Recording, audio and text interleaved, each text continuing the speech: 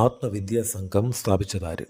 പണ്ഡിറ്റ് കറുപ്പൻ, വാഗ്ഭടാനന്ദൻ, വൈകുണ്ഠസ്വാമികൾ, ചട്ടമ്പിസ്വാമികൾ. ഉത്തരം വാഗ്ഭടാനന്ദൻ. ആത്മവിദ്യാ സംഘം സ്ഥാപിച്ചത് വാഗ്ഭടാനന്ദൻ. 1885 കണ്ണൂർ ജില്ലയിലെ പാട്യം എന്ന ഗ്രാമത്തിലാണ് വാഗ്ഭടാനന്ദൻ ജനിച്ചത്. വാഗ്ഭടാനന്ദൻ അന്തരിച്ചത് 1939. ആത്മവിദ്യാ സംഘത്തിൻ്റെ മുഖപത്രം അഭിനവ കേരളം.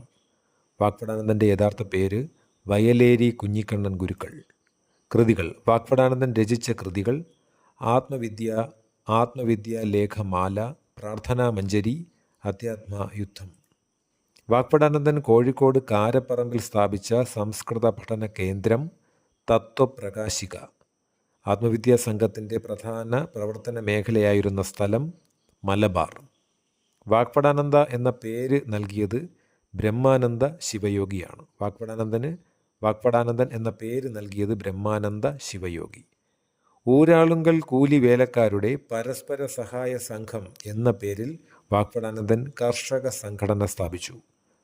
പിൽക്കാലത്ത് ഈ സംഘടന Uralungal labour contract cooperative സൊസൈറ്റിയായി മാറുകയുണ്ടായി.